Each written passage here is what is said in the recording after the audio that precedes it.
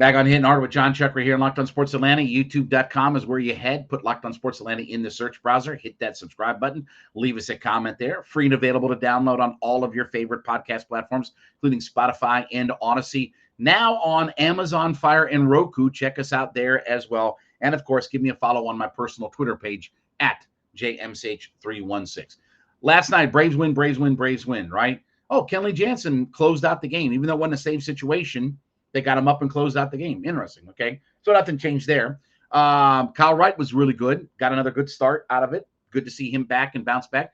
Major League leading 18th win. He's going to win 20 games this year. But Dansby last night homered and drove in 3 runs in the game. So Dansby hit his 20th homer last night, now up to 87 RBI. So Dansby is projecting, if you like those sorts of things, right? 23 homers, 99 RBI, and he should get about 20 steals because he got 17 already, right? It's been an outstanding season in a walk year for Dansby Swanson. Listen to some of these numbers about Dansby and when we talk about the kind of season that he had, to try to put it in some perspective. If we kind of joke about him being one of the straws that stirs the drink, in wins for the Braves this year, he's hitting .334. When the Braves lose, he's hitting .198. With runners in scoring position this year, which has been a big bugaboo for the Atlanta Braves, right? He's hitting .333 with a .577 slugging percentage, and driven in 69 runs with runners in scoring position. How about with 2 outs? With 2 outs, he's hit .310 with a .538 slugging. How about 2 outs and runners in scoring position? No problem. .345 with a 1.052 OPS, 5 homers, and 33 RBI with 2 outs and runners in scoring position. So you talk about the straw that stirs the drink. Now, this is where this becomes the ultimate test, right? Hometown kid, Marietta High School, Vanderbilt, was drafted by the Diamondbacks, Shelby Miller trade, comes back home, and now he's the local hero. Well, he's going to give us a hometown discount, right? Is he? Dansby, listen to me. 25 homer, 100 RBI, 20 steal, Gold Glove shortstop. What do you think that's worth on the open marketplace? This will be the ultimate test for Alex Anthopoulos. And here's why I say that. If he gets Dansby Swanson, I don't care how many years, 1 year, 5 years, 50 years. If he gets Dansby to sign back with the Braves and play for less than $20 million a year, I will come on this podcast in front of that camera and I will tell you that Alex Anthopoulos is the greatest GM in the history of baseball. Not just the best GM in Atlanta sports. He is the best GM in the history of baseball. Because there's nothing about a 25 homer, 100 RBI, 20 steal, Gold Glove shortstop that's now in the prime of his career. 28 years old, he's still got multiple prime years in Major League Baseball. There's nothing about that doesn't scream $20 million per season. Again, Trey Turner's getting 21 this year. People think he's going to get way more than that. Bogarts, who's probably not as good as Dansby, $20 million a year. Tatis, $24 million a year. How's that working out? Right? Look, Brandon Crawford, $16 million a year. He should blow past all of that. Look at Corey Seager, who got $32.5 million. Lindor, $34.1 million. Correa got $35.1 million. And you know how many steals Correa has this year? Zip. And I know those are all outstanding players, but timing is everything in life. And Dansby could not have picked a better year to have this kind of season. Will he take a hometown discount? Maybe he will.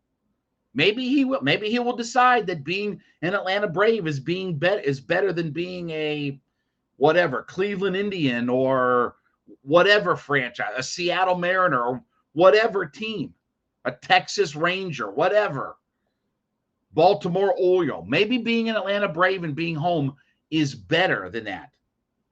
But if Alex Anthopoulos can find a way to sign Dansby Swanson for less than $20 million per year, my hat's off. He's the best GM in baseball by far. Because all of these contracts, the Matt Olson deal, the Ronnie deal, the Ozzie deal, the Michael Harris deal.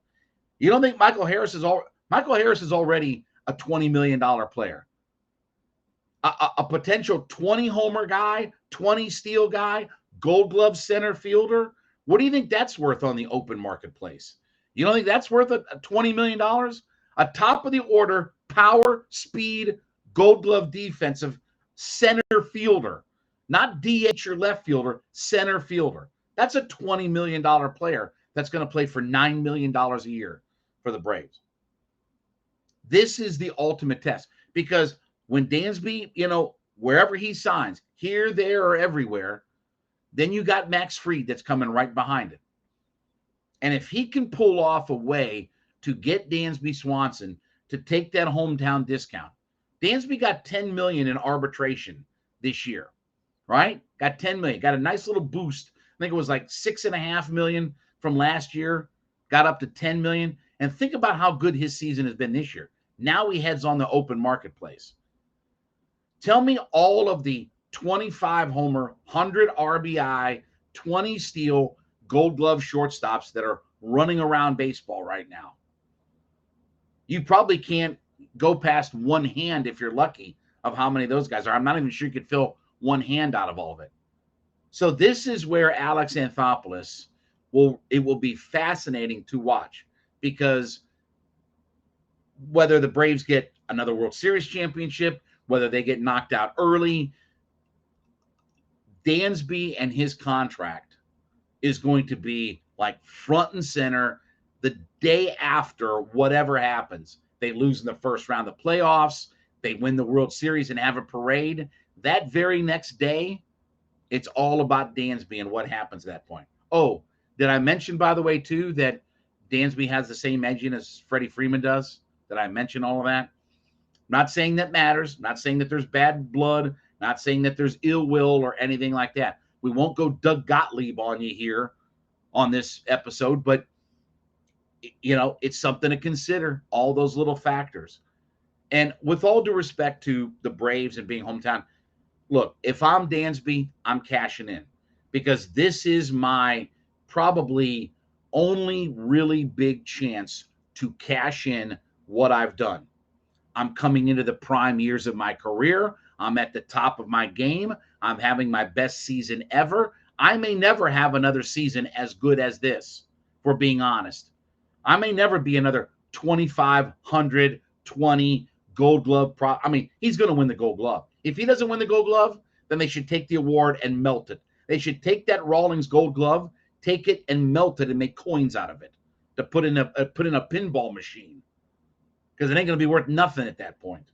He's been outstanding defensively. Another terrific play. He's an outstanding defensive player.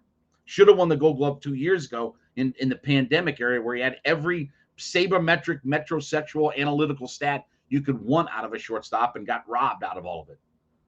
But he could not have picked a better time.